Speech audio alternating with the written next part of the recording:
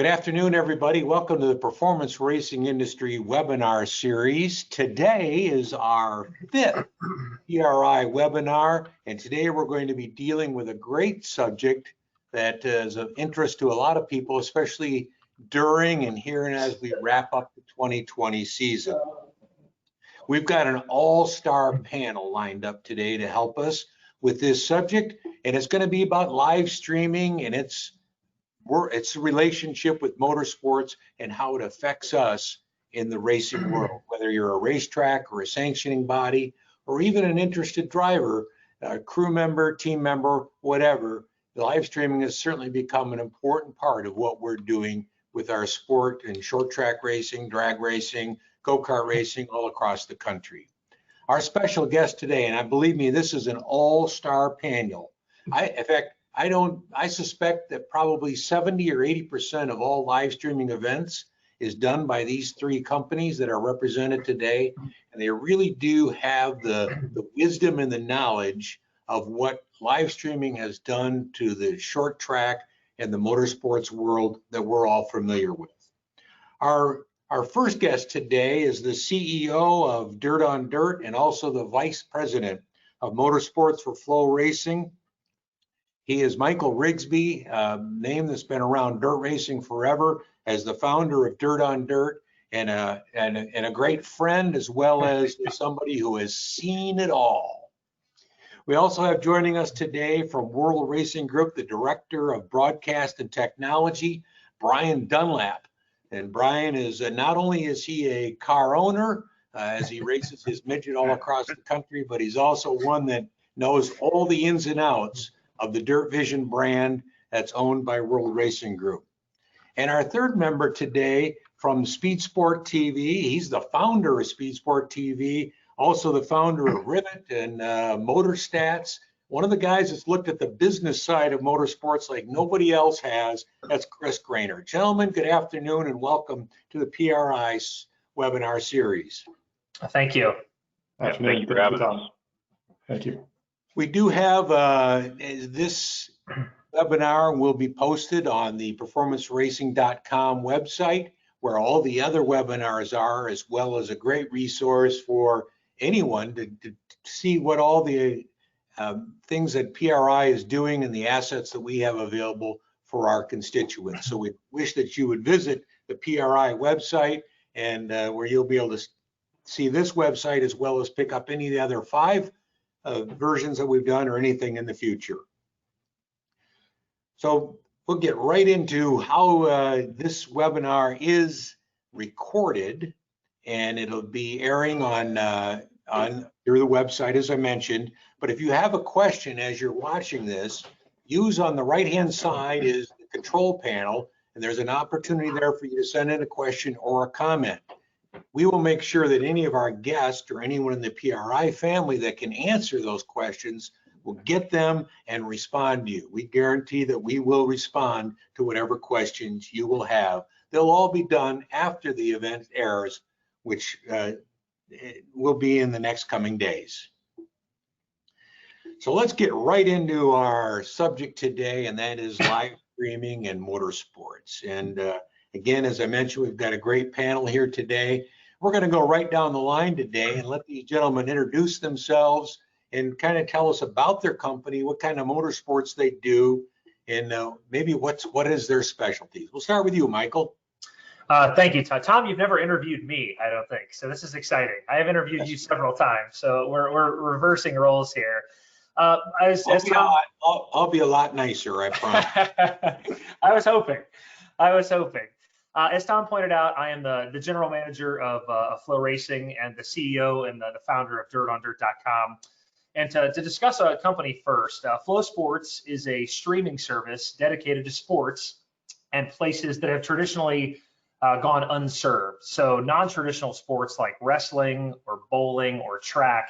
What started as a few sports about 13 years ago has now developed into a 24-sport, 300 employee, 500,000 subscriber company that continues to grow and grow. So that's Flow Sports as a whole.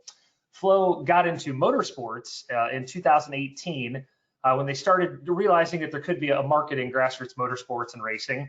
But things really took off in 2019 when not only USAC became our first big partner, but then over the course of the next about 14 months, Flow acquired Dirt on Dirt, the company that I started, SpeedShift TV, and most recently speedvideo.com, a drag racing website that we're seeing a lot of success in. We also acquired the rights to Eldora, the All-Star Sprint cars, and I think at the end of the year, we're going to do about, even during COVID, roughly 775 events by the time the year's over. So as a parent company, Flow is involved in 24 sports, but individually Flow Racing, which I am individually involved in, is our fastest growing and likely to be our largest vertical here within the next 12 months.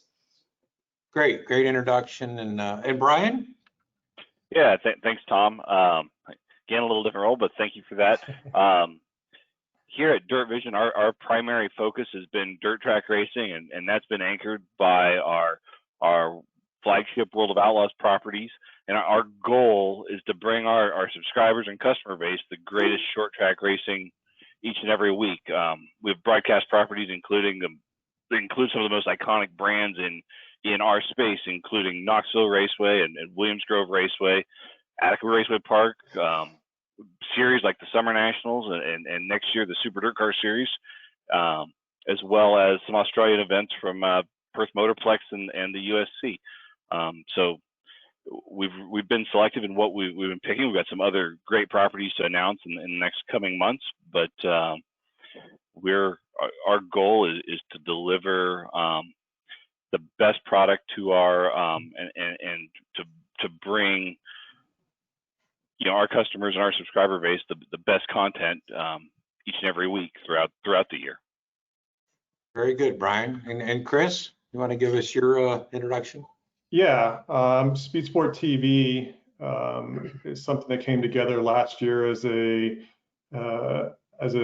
partnership between Speed Sport and the Rivet platform, with our primary goal being as an end-to-end solution for not only broadcast streaming but also marketing and promotion. Our approach really emphasizes using broadcast video as a resource, so that a track, a series, or sanction can use video as a method for marketing, promotion, editorial coverage, and entertainment. I think this year has been almost, I think everybody could take a deep breath at the end of this year is how much work we've done. I think we were around 1,200 broadcasts this year, and we're still not done. We work in all form of motorsports, from dirt track, pavement, figure eight, demolition derby, truck and tractor pull, drag racing, off-road, you pretty much name it. And maybe the bigger difference here is that we focus on developing affiliates at more of a local level, so that they have the expertise and we have an ecosystem that we can utilize for the broadcasting execution. But at the same time, we're focused on really what's the next thing that happens. And I know we're going to get more into those questions. Where is the next place to go beyond broadcasting? We've all done it. Everybody here on this panel has a substantial amount of experience. I would guess that, as you said before, 70% actually may be low. We may have been involved with even more than that, at least had our hands and more than 70% of the broadcast. But I think we all have the same question on our minds: is we've got the broadcasting down. What's the next step, and where does it go from here? And that'll be the interesting questions I think that we'll answer on this panel. Well, that's a great lead into that next question, which really, obviously in 2020, with the restrictions on racetracks and venues all across the country, live streaming became more important. In fact, many venues even operating without fans, which is a phenomenon that none of us ever thought we would ever see. We certainly don't want to see much longer. So the most avid fans tuned in because they wanted to see their sport. Let's talk about how do we grow it from here? How do we expand this? What are the steps that, as an industry, you guys see us doing so that we can begin to expand it, to help the tracks, to help the venues grow their business? But Brian, I'll start with you on that. What your thoughts are? Where are we going? Yeah, one element to this is that we've seen that the subscription model really has worked well to get fans from one genre to cross over and check out another. We've seen it as we've expanded our Fast Pass subscription to that in previous years there was a late model version and a sprint car version. Well, the day we merged them together and it's all one, we have sprint car fans watching late model races, and now we have sprint car fans watching summer nationals races, and it's compounded to the point that as we make each property part of a bigger ecosystem, we see increased viewership, and that increased awareness, only makes the pie bigger for everyone. And I know, Michael's model is very similar. You see people searching out content, particularly in a year like we had this year, where they're hungry for anything, and they're checking out stuff they wouldn't normally have watched. So now that exposure is great across the board. Michael, what's your thoughts on that? Yeah, I'm gonna echo. I mean, obviously, no secret, Brian and I have worked together a lot over the years, and I think him and I share almost the exact same sentiment here, that you want to make the network as big as possible, right? And one saying that we have at Flow is you make casual fans avid fans, and you make new fans casual fans. And the way you do that is by making the network as big as possible. And I'm on Twitter all the time. I'm on Facebook. What's going on at Dirt Vision is the exact same thing that's going on at Flow. A sprint car race may end at 9:30 Eastern time. If there's a late model race still going on somewhere else, and you see those fans immediately flip over. And to a large degree with us, with the drag racing and everything else now that we have under the platform, and not only that, but the wrestling and swimming and volleyball subscribers that Flow has, that you'd be amazed how many people from other sports are starting to tune in to what we're doing on the motorsports side. I think Brian's exactly right. The bigger you can make the network and the more observance you can get of the network, the bigger the pie gets, the more eyes are on the pie, just the bigger the brand of dirt track and short track racing is going to get. Chris? Yeah, we work at it in a little different direction, because most of our decisions about whether or not something is a pay-per-view or a subscription is made, more at a granular level, either with a promoter or at the actual affiliate that we use. But the concept behind Speed Sport TV is to still embrace the same concept of a larger network. And that's where we are working at more syndication of content and getting interesting content in front of people, regardless of how that happens at a larger scale. But I'm going to go a different route, and just to say, where we see success in our industry, and everybody knows this, everybody who's in this discussion is very well aware of the most successful venues, series, sanctions, all tend to have a very strong community. I don't know what that silver bullet necessarily is, but I definitely think it's about creating a community around the racing. When you think about the Eldoras, when you think about the Knoxvilles, the Boones, you think about the World of Outlaws, you think about what you think of the largest success stories in our sport, they all have in common that there's a very strong community around their events and around their sanctions. And I think that's really where we will be shifting a lot of our emphasis, is understanding that. Back to what I said in the intro, I think we've all figured out the broadcasting side. That's sort of what the first, let's just call it 10 years of broadcasting was about, was let's figure out how to do this consistently and reliably. And we've all been through the battles of what streaming is about. We've sort of got that down now. The next steps are taking it to this other place, to where we have an opportunity, the resources are there, we have people now that are willing to watch online, so we have the revenue that's there to substantiate making some additional efforts through social media, through syndication. We have some syndication now happening in Canada through some folks there, and we're hoping that that takes hold for bringing a larger audience to these people. But I still don't think we really have the answer. But I can tell you the people that are in this conversation are all thinking about it. I would bet that most everybody says, and I would agree at this point in time, one of our easiest methods is using social media and finding unique ways of using social media to reach more folks. And then networking ability, as Michael touched upon, reaching new eyeballs, but not only reaching the new eyeballs, being able to transition them to even just a mild fan if they come back at least a second time to be interested. So in closing, I don't necessarily think that there's, again, that silver bullet, but I think we'll all be working second phase, what I call a second phase of streaming. Let's just say as a track operator, and we'll get into that concerns that he may have, but looking at using a live streaming to grow my business, is there something that as an industry we need to be doing? Is there something as collectively that can be done to help expand, to bring in more people that may not have any idea of what a drag race looks like, or a kart race, or an oval race? Is there anything that you see that needs to be done? Michael, what are your thoughts? Well, I'm in a bit of a unique position to answer this question because I own a racetrack and I own a major event, and I'm a general manager of a streaming company. So I'm kind of glad you came to me first on this. I think part of what Chris is saying is the live stream is the first part, right?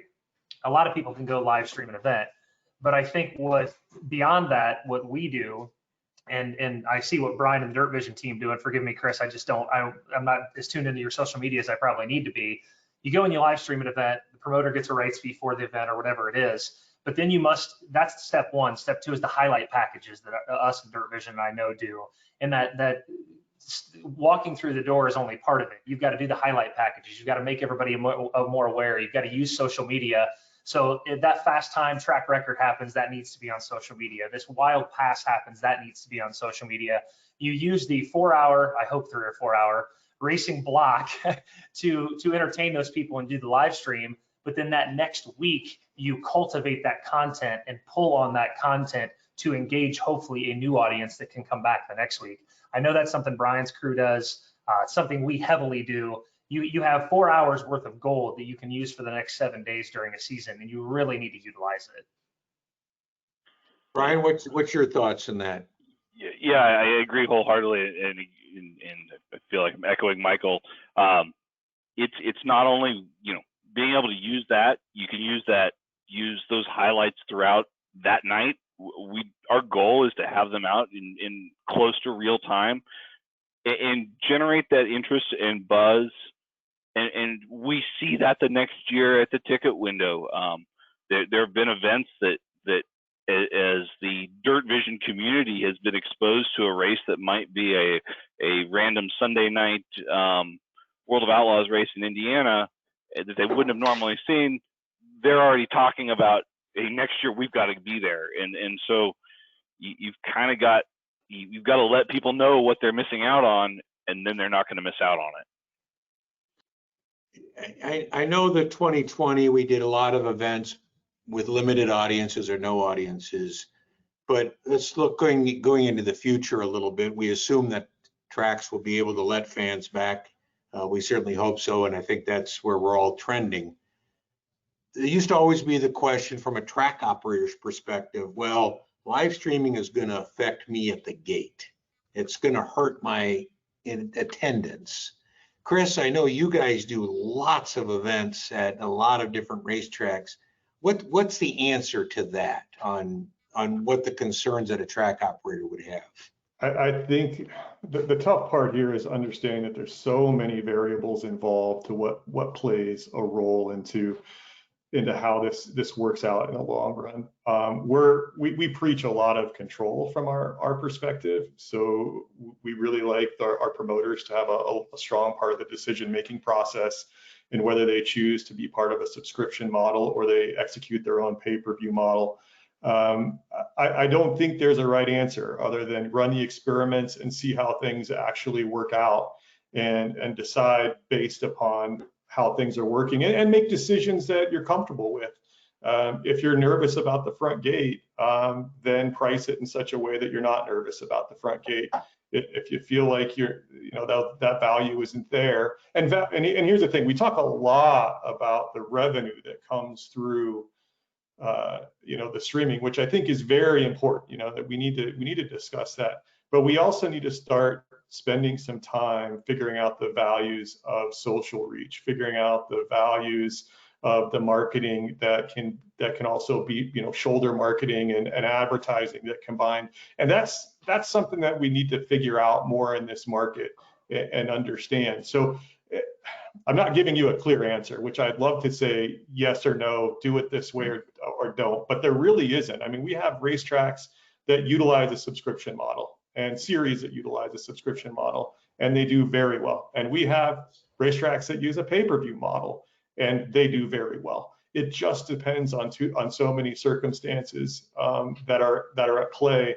But at the end of the day, we generally are going to preach control of your pricing, control of your data, having access to all of the emails so that you can make marketing decisions, you can push out that information at a consistent weekly level. That's where we're working a lot. Unless we're talking about a series level more of like a demolition derby. So apologize for not a clear answer. I still don't think we're at the place where there's a clear answer. Michael, what are you hearing when you're out there? Regarding attendance and if it affects attendance? Yes. And again, as someone who owns a racetrack, our data just simply does not suggest that it has affected attendance at all. And I know that sounds a little bit anecdotal, but it doesn't. Every promoter that we've talked to over and over again, from the events that we do over and over again, they're either up or even. They're either slightly up or even. There has been no decrease by and large, and I hate to say 100%, right? Because I'm sure there's going to be a promoter that goes, Rigsby, remember that event in 2018 that we did? It was down 12%.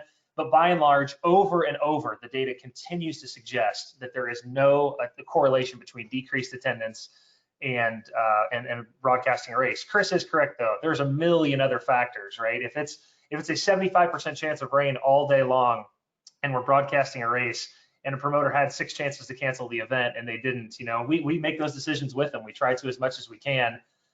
You know, things like that need to be considered. But on the whole, Tom, I firmly stand in the camp of it has no impact on the front gate. Let me ask, just follow up one quick question. Does that same theory work if it's a weekly race or just a sportsman drag race, or is it only big events where you have that comfort? And again, to be very fair, we don't do many weekly races. I will defer to Chris a little bit on this because I know he does more of those than me. So I'm not trying to shove this question to you, Chris, but I'm going to shove this question to you because we mainly we do $5, $10, $12, $15,000 events. I mean, I'm a statistical math guy, and I honestly just don't think this question can be answered with the data that everybody has. I tend to just defer to the promoter to say, make a decision that you're comfortable with. If you're uncomfortable with the thought of somebody staying away because they're paying $15 to watch the pay-per-view, then charge 20, then charge 25. I care more that they're growing and utilizing the video as a resource in the long run and learning about the process more than I care about maximizing the number of people that are watching online. Our job for us isn't to maximize the people watching online. Our job is to maximize the overall umbrella of what's happening. So do people stay home? This is where I'm going to disagree a little bit with Michael. If somebody is staying at home and watching a broadcast, they're not at the racetrack. It's that simple. Does it affect somebody somewhere in the racing community? It just has to. There's no obvious choice there. Now, Michael and same with Brian, you guys are dealing with generally larger events that are going to pull in people who are traveling. And we have that in some circumstances as well, just not as much in dirt track. And so that changes the dynamic.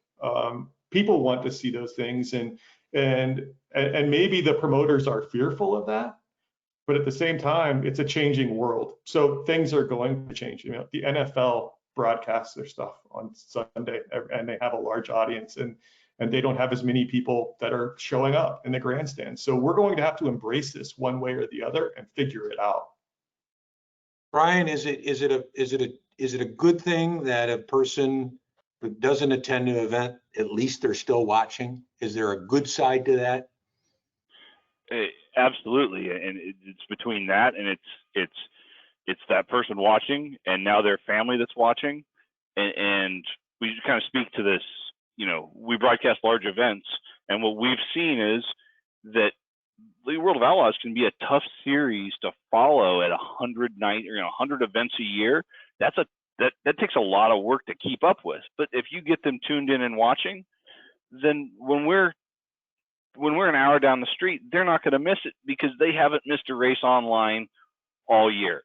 And we saw that in, you know, World Racing Group. Fundamentally, we're an events business. That's where, if we felt this was hurting our gate, we wouldn't do it.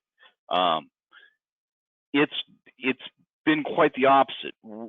Fortunately, with our ticket database and our Dirt Vision database living in the same ecosystem, we can now see that our Dirt Vision subscribers are buying multiples more tickets a year than they bought 3 years ago before we were broadcasting every World of Outlaws race. And it's only getting the Dirt Vision customer we're seeing is only buying more and more tickets every year. I mean, this year's obviously is a little different, but we see the exact opposite. On the weekly side, I see what Chris talks about. If they're staying home, that means they're not going to the racetrack. But if you're not streaming, there will always be entertainment options via streaming of whether it's racing or sports, or that TV option always exists and always has existed at home. Great, guys. And okay, let's take that as a segue into our next topics of discussion here today. 2020 obviously gave us a very unique year, and there was certainly a different financial impact that had never been seen before. And we want to kind of talk a little bit about that. There's a difference of ways of you guys do it maybe perhaps differently, but as a track operator, what do I need to know about the revenue side of live streaming? And what do I need to know? Let's add the media rights into that as well. What part of that, what are the words that I should have on my list when I'm having a conversation with one of you or the other vendors about talking about live streaming? Michael? I only want to speak to the flow model because I'll let Brian and Chris kind of speak to the model they use. So take, for instance, a racetrack. If you have an event, first and foremost, if you're going to have an event and it's a series event, you have to find out if a series owns the media rights to those events, right? So if an event, let's take Tri-State Speedway in Hopstown, Indiana, if they're coming to town with a sprint car race, this is an outlaw sprint car race. This happens a lot of times, and Brian and I are so good about communicating this with each other. Hey, Brian, this track operator reached out to me. I know this is an outlaw event. I'm passing this along to you just so you can make them aware of that. So first of all, kind of understand as a track operator, is there a media rights agreement with a series that you may have? That's a big one at first and foremost. We deal with a lot of unsanctioned events, though, events that are not sanctioned. So if there is an unsanctioned event out there that has no series banner or anything, one of the first things you want to figure out is, what is this worth? What is this worth on a media rights perspective? If Flow Racing is going to come there, they're going to film my event, they're going to broadcast it on the internet, on Flow Racing, on their platform, what do I think this is worth? And then you make that phone call to myself or Darren Shanley or somebody in our rights team, and you start to discuss that process. What do we think this is worth? How many subscriptions do you think you can generate, and all those things that come from it? There is a list of 75 other things to consider when streaming an event, from connectivity to the facilities to everything else. But those are kind of the high level things. Do these media rights belong to someone else? If not, what are these media rights worth? And let's begin to have those conversations about, as Chris said, money's not everything, but it is very important, especially in a year where tracks are really struggling. I shouldn't say that. Some tracks are doing quite well this year financially, but others are not doing well. And as we move forward, I think it'll be somewhere in the middle. So revenue is important, particularly on that rights fee side from our perspective. What is this worth? What will we pay you to stream this race? Brian? Yeah, our model is very, very similar to Michael's and Flo's. Like we come in, we look, and we sit and evaluate. The key part is just determining if the track operator or the series or who exactly owns those video rights. And once that's determined, we'll go back and forth and discuss not only monetarily what it's worth to you, but which is important, but also what other things we can bring to the table to elevate the event as a whole. So what I'm getting is, as a track operator, the first thing I need to figure out is who owns the media rights for that event.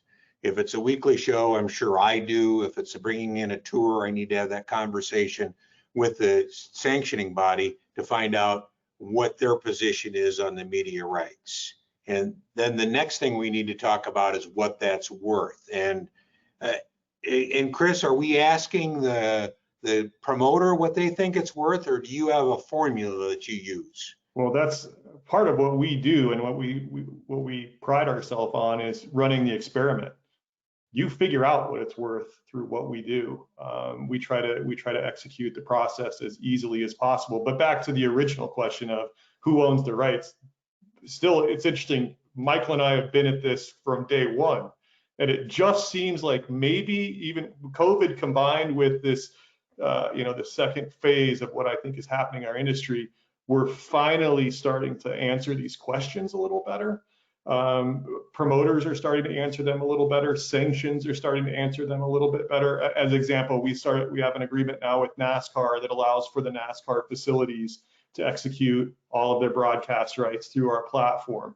That took a while for NASCAR to move away from their original rights model and to allow for the track to execute through us that process. And now they're getting those answers to what they're truly worth. But I'm going to revisit my original, introduction. I'm not here to necessarily just preach about how much money you can make. I want you to use video as a resource so that you can consistently market and promote. So we'll help you answer the question of how much it's worth. We'll help you build an ecosystem around your series and your sanction, and help you understand all the technical things that are around it. Because and this is sort of the interesting part. Brian and Michael and I have battled this stuff for 10 years and got to where we're at. And now people don't have to deal with half of the stuff that we've had to deal with over the years. It is substantially easier to do than it was 10 years ago. I will echo that 1,000%. Yeah. The things we used to fight. Yeah, I'm sure you will. I'm sure you will. So this opportunity now exists, and people are now bringing attention to these matters. And I think that the sanctions are going to spend more time. Another example of that is we now work closely with IMCA, and they're flushing through a process of how they're going to execute, their sanction rights. And we all know it. People don't sign agreements in our industry. They just don't do it. So I keep on preaching over and over again. I don't care who you are. If you have an agreement, make it a signable agreement so everybody knows what's going to happen, so that the rights can be executed in a way that's consistent and everybody understands. And I'm sure I know Brian has been in this earlier this year with me, and I know Michael and I have been in this situation before. Nobody likes surprises. And what often happens is we get to the day of and we find out that 4 different people had 4 different understandings of what was going to happen at an event. And it becomes very difficult. And at least we're sorting it out now. And that's really the perspective that I think is interesting about this second phase, is it's starting to get sorted out and people are understanding. Tom, you said, what are the interesting terms? Well, for starters, we just need them to read the rights agreements and understand that there is a term there. There's some section there that relates to the broadcast rights, and understand what they're responsible for, and understand what their deliverables are. So what I'm getting here, and this is the key thing to write down, and for our audience of the track operators and sanctioning bodies, is understanding where those rights sit. And that's the first thing you need to do. And the last thing you need to do is wait till race day to figure that out. When you're having that conversation, you need to have it in advance. Let's talk a little bit about is there a place in the future, and I'm going to ask you guys to look a little bit in the future, where the participants might begin to see some, other than the fact that they're on TV, so to speak, is there a benefit for them in the future? Is there revenue that might go to the drivers? Already happened. Or Brian, go ahead. I was going to say the same, yeah. I think we saw that this year where events happened, that wouldn't normally have happened purely off of that. Hundreds of events this year that fit within that category. And I do believe that that's probably the answer to that question. I will say, I agree with Brian, and I don't know if Chris was going to say this. World Racing Group did it. Flow, Dirt on Dirt, specifically myself did it at our racetrack. We literally had events because of streaming, right? So that revenue, purse revenue is that. But a big one for us is affiliate money. We do at Flow, you can be a social media affiliate for us. And I know one particular driver that's made thousands and thousands of dollars this year with us by driving subscriptions to our website. So that's one big one we preach at Flow is affiliate money. Like sign up. I'm using him completely as an example, but Jonathan Davenport, JD signs up as an affiliate, drives subscriptions to Flow. Every subscriber he gets it's a very nice kick. So we're starting to creep into that with that method as well. I just know from negotiation standpoint, especially in April and May when there were so many uncertainties, and given that we have a model that's pretty flexible, the majority of my discussion was about how the purse gets paid, which was a new thing. Suddenly, I was in more of the role of a promoter, and I was on edge, I can tell you, when these broadcasts were going off, because now the execution became paramount in the actual event functioning. So there was that element, and so we did a substantial amount of negotiation around our pricing models so that events could happen. That was the first thing, and then you have places like Stafford Motor Speedway, again on that NASCAR model. Every event, 20% of the revenue goes directly to the purse. They just defined that as how they were going to function this year. So every event, 20% of the gross revenue, bam, goes to the purse. And I think that that's a natural progression in some places. I don't know about a weekly, but I could see that substantially happening at a higher level, at the series level. I mean, look at NASCAR; it's been like that forever, right? I mean, it's prescribed in their contracts. Let's shift gears just a little bit and talk about subscription buyer fatigue. I don't know that we're seeing it yet. Do you see it in the future? And is there a plan to help us get through the fact that a person has to buy 4 or 5 subscriptions to see their favorite sport? I'm trying to eliminate that by buying all these companies. I'm trying to do away with that problem by acquiring all these companies. It's a good question. It's one Brian and I have talked about a lot in the past. I don't think we're there yet. I think we were creeping up on it, but I do think, to Chris's point, phase 2 is more consolidation here. And I think there will be more consolidation as we continue over the course of the next 18 months. And I don't necessarily see it any different than maybe the pricing points aren't the same, but Netflix, Hulu, et cetera, NBC Gold, Peacock, yada, yada, yada. There's still 6 of those for television entertainment if you want to watch sitcoms and movies, et cetera. I think as a short track racing fan, you're probably down to 3 or 4-ish, maybe 5. So I don't think we're there yet, but I do think more consolidation will happen over the next 18 months to shore that up a little bit. Okay, and I think you guys would agree with that as well. It's because I do want to get moving on to our next subject, and this year again, 2020 has taught us some things by the number of people that are sitting at home and watching it, and the show. Ultimately, it always boils down to the show and the viewing product. And you guys, how do we, let's add those first 2 points together. We've got a window. Michael, you said 4 hours, sometimes they're 5 hours, sometimes they're even longer. What can I do as a track operator how do I make the product better so we can get more people interested? Brian, you want to dig into that? Yeah, the same thing that makes the product better for those on site makes it better for those watching from home. So it's very, if you've got a 6-hour program, how can you tighten it up and make it entertaining for 5 hours? Or if you've got a 5-hour program, let's tighten it up and hit Michael's target of 4. And not only that, to speak to Chris's point, the engagement with fans on site is always key to that. And now there's the element of engaging socially, announcers and whatnot. So you kind of bring that coffee club and that community together for the night to watch the race. and the more that bigger sense of community you can bring in, the better. But fundamentally, it's the same things. Fundamentally, the same things we need to do to improve the product for those on site also improves those for at home for the most part. Chris, what words of advice can you give? I probably watch more broadcasts, I would imagine, than most. If you saw my screen on Saturday night with 30 broadcasts up, and sort of, I mean, at least able to cross-reference what works and what doesn't based on viewership. We're going to all complain about time. Time is the utmost consideration. And I think that you see a racetrack that executes a tight program. They also tend to be the ones that have a great community around them. And I don't think that that's a mistake. I think that those things are correlated because they happen in tandem, right? So you were able to develop a great community because you ran a tight program and people knew what to expect.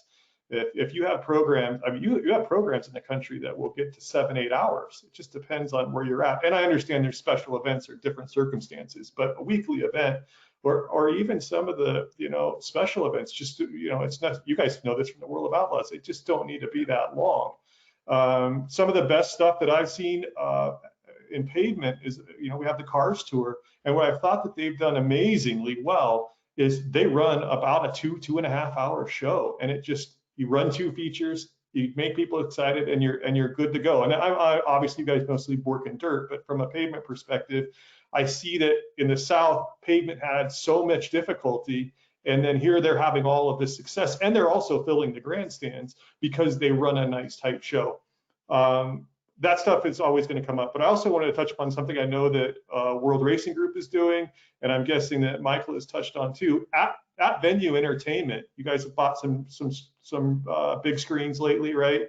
Doing some of those extra things. Those are sponsor opportunities. You guys were one of our clients up at River City Speedway. You probably saw that they've installed a nice big screen in the middle of the track. Those things are all can be embraced by the video production. So that's at-track entertainment that can be executed in tandem with the streaming. So I preach a lot of that. I think you should have TVs in your concession lines. I think they should be in the bathrooms. I think that all of these places that can make the entire experience a little tighter so that the fans can enjoy it are the most important. But we're always going to go back to the time.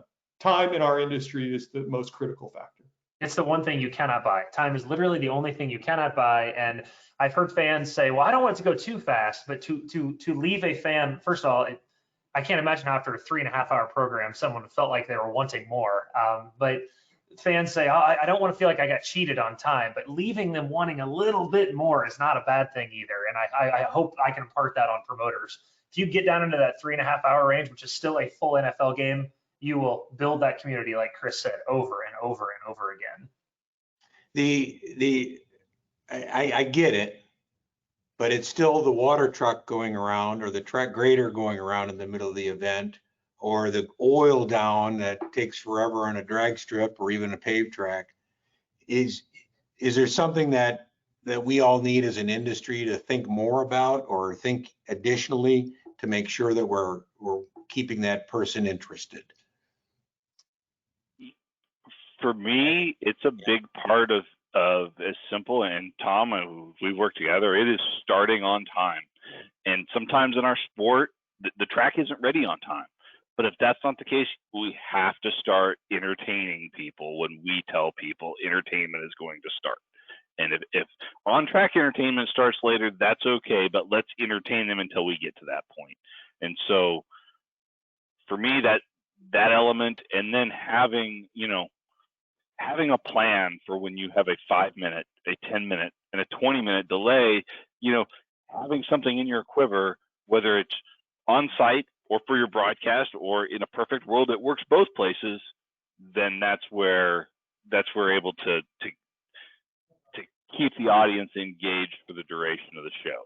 I have a plan in all caps written on my notes, literally have a plan in all caps. And so few, I don't want to say so few, not a lot of promoters, I think, have a run of show. I know Matt Curl at Fairbury does an amazing job. He builds a run of show every night, minute by minute. Tom, you're the master of run of shows in the old World Racing Group meetings, right?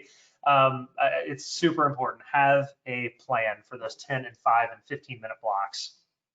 Well, guys, we've whipped through this hour here really, really fast, and we didn't get to half of the things that we wanted to talk about, but I do want to leave some time for you guys for your wrap-up comments and any thoughts that you may have as we bring this to a close. And Chris, I'll start with you.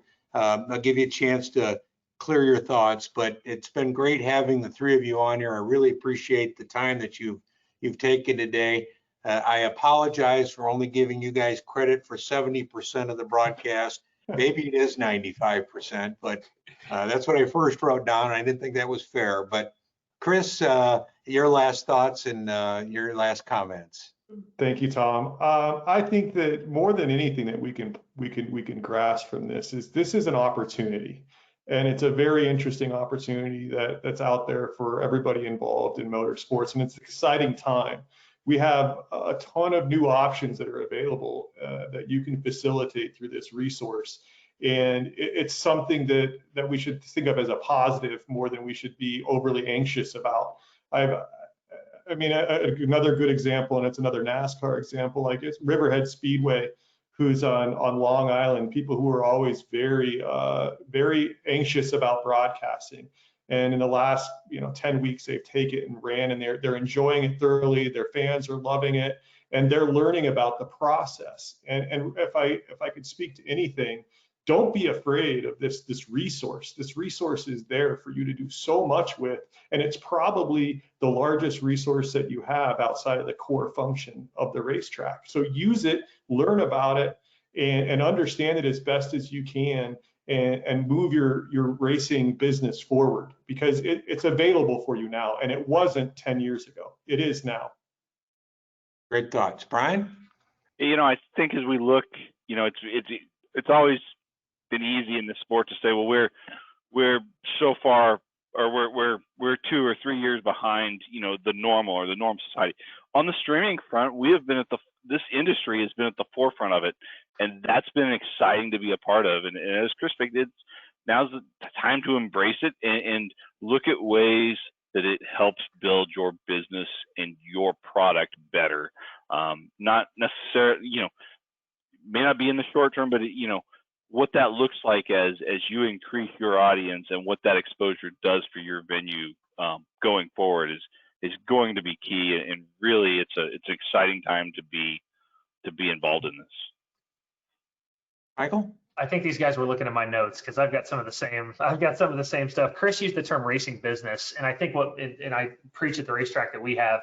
I think a lot of times people say your core product, right? The cars on the track is right here. Streaming is over here, and we kind of keep these things separate. I'm so worried about this product that the streaming product's just whatever. Somebody else handle this. Bring it all under one umbrella, right? The racing business belongs under the same umbrella. Streaming, from streaming to the guy that's lining cars up in your pit chute on a weekly Saturday night, that's all part of your racing business. They all belong in the same conversations.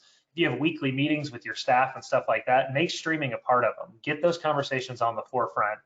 And to Chris's point too, it's not a conversation to be anxious about.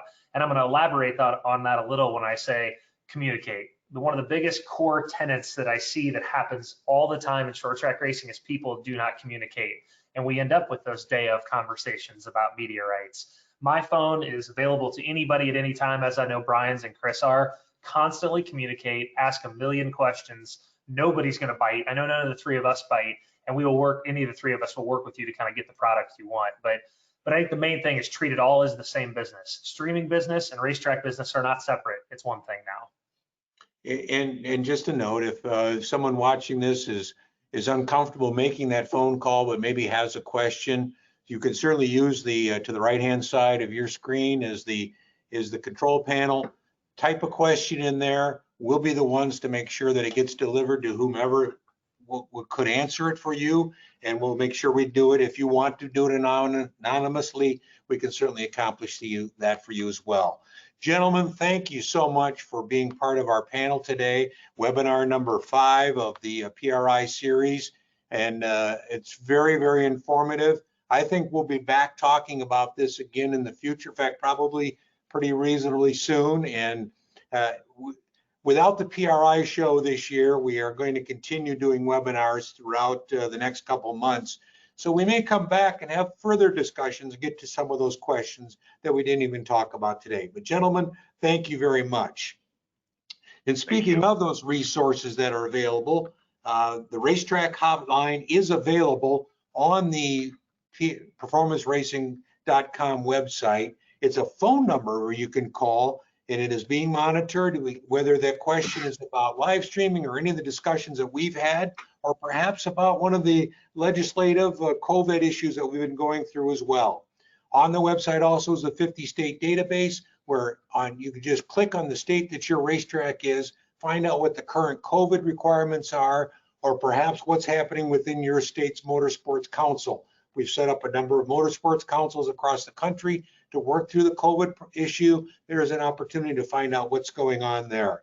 We also have a very diverse best practices and guidelines section where we've taken the best from sanctioning bodies and racetracks all across the country, aggregated them into one spot so you can go through and pick which ones you like if you're in the position where you need to put together a COVID or a spectator plan and operations for going in the future. Again, that's all at performanceracing.com, Corona updates, and it's a great resource for you. As we mentioned, the PRI show is not being held this year, but the PRI Roadshow is going on right now as it's crisscrossing the country, as we're taking the PRI show out into the industry. Watch your social media, watch the PRI website, and certainly make sure you're subscribed to the PRI Facebook page as well as the Twitter page to find out where the PRI show on the road is going to be this week.